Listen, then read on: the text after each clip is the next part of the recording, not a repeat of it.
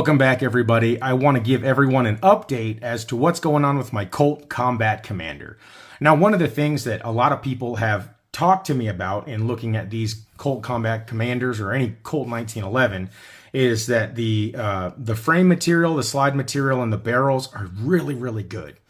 However, you're not going to run into other things that are going to be as good. And so what we've done is systematically replaced parts on this gun that are either MIM or subpar or things that I found were problematic. So as always, let's go ahead and check the gun, make sure that there's nothing in there and that we're not going to hurt anybody.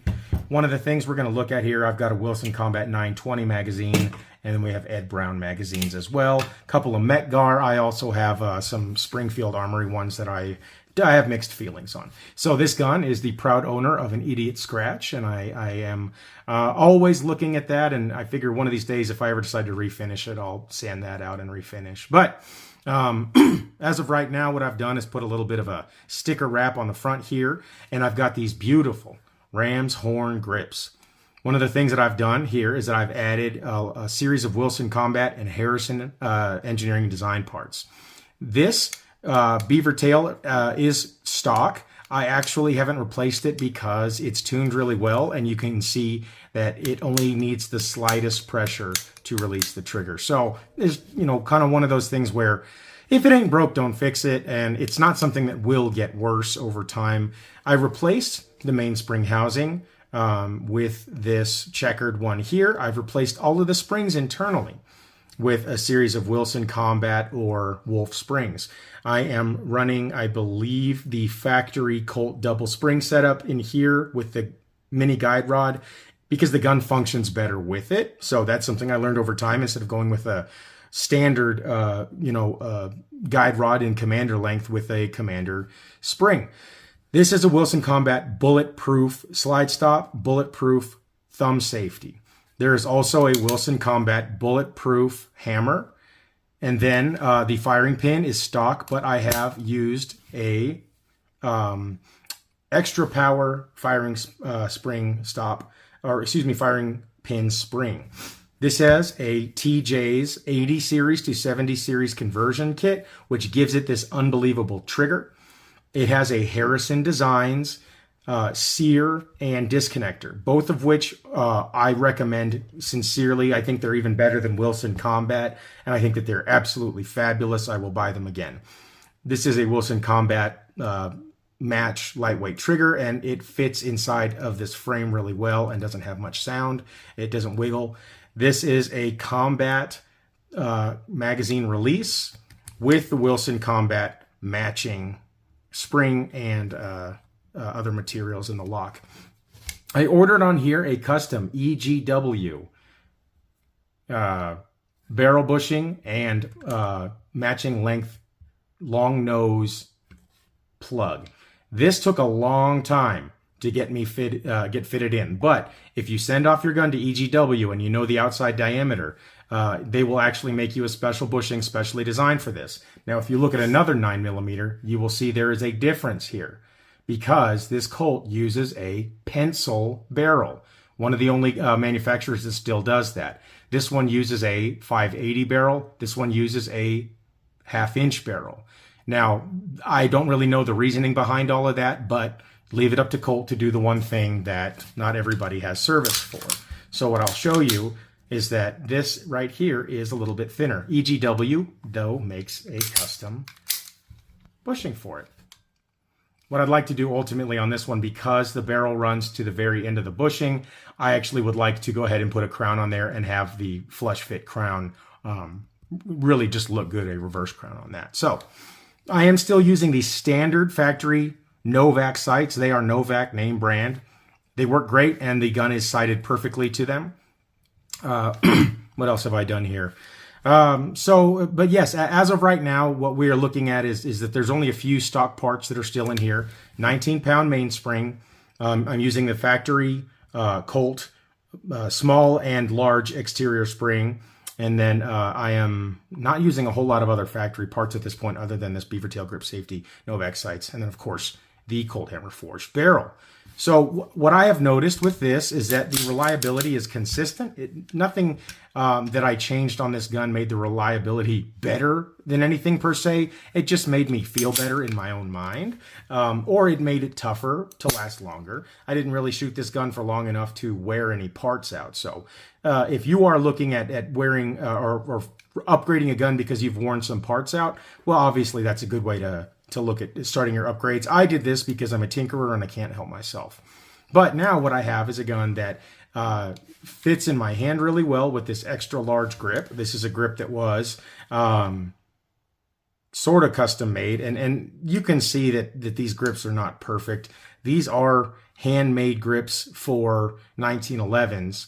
But it was made by a gentleman who does this kind of as a side hustle. And so, no, they're not perfect, but I love them. And this ram's horn with these little gashes in it, you normally can see them with different inner colors, but this one had these green colors.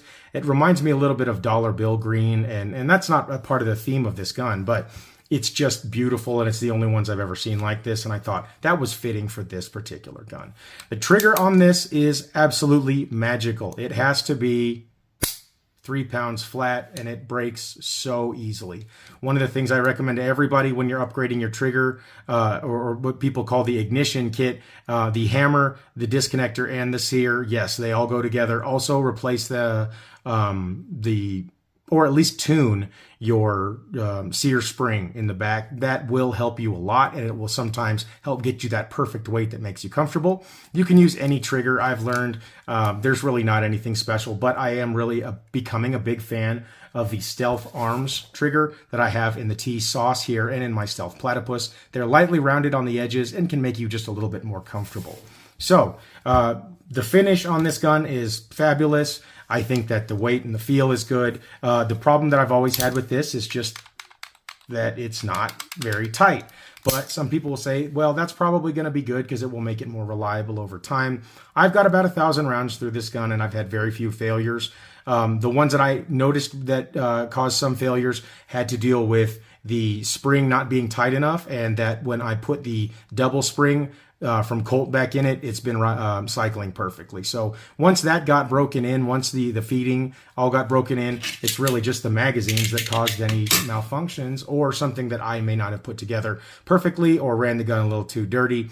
If you run it clean and wet, this gun is perfectly reliable in every sense of what a 1911 9mm can be expected to do.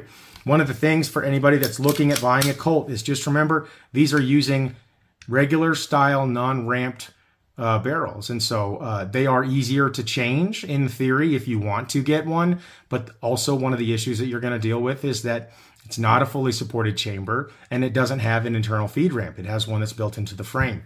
So if you want to upgrade or change to a different barrel, you may have to do frame modifications. Please be aware. If your barrel shoots good like mine and you don't have any problems with it, well, then you're in good shape and you don't have to change anything. So the biggest pluses that have come to mind in this gun is just this exquisite finish. I love this bluing. I just think it's great, and that you have some areas that are just regular kind of matte and then some that are kind of shiny. It's just fabulous. The sights are great, and the gun is very accurate. The barrel itself is really accurate. Maybe one of the more accurate guns that I have. And then, of course, with all these Wilson Combat parts, the gun is moved up into an exquisite level of being built. And it's a gun that I could just never see myself parting with, just because it's so good. So when I originally said a carry gun to last a lifetime, this is a gun I wouldn't mind doing this with. I have less than $1,500 out-of-pocket dollars into this gun. And so if you think that you could, get a better gun, for less than $1,500, I really don't think you will. I think that this is right in the territory of something like a Dan Wesson, other than maybe the fit and a couple other, Colt nuanced things. But I believe that for $1,500 and a little bit of your own elbow grease, you can absolutely have a gun that is, if Colt were to sell this particular gun, it'd be $2,500, right? With the match bushing and and some specialized grips and all tool steel parts everywhere. Basically, everything that's in the hard rubbing surfaces is either upgraded or it's like a tool steel or it is a forged steel. So there's no MIM parts in this, and that puts you firmly in the Dan Wesson category. And most of those guns are starting about $2,000.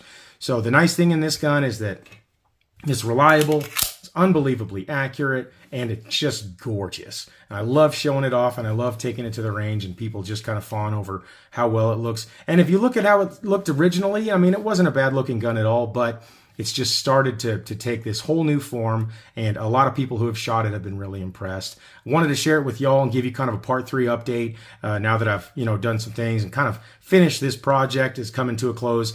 If I ever decide I'm going to do some more upgrades, I'll probably be adding a bulletproof beaver tail, and then maybe getting some serrations or something cut into the front of the frame here, just because. And I might actually go with one of those stealth triggers. This is a Wilson Combat, so it's very good. So I don't know if I'll need to change it, but this is just a gun that I don't mind carrying, and I don't mind taking off into the wilderness or into the mean streets or wherever I'm going. And I think that with a combination of all the things that Colt did and the upgrades from Wilson Combat and a couple other Harrison design, I think that I am thrilled and very proud to have this pistol. And I hope you've enjoyed this process, and we will reconvene in another time in another video.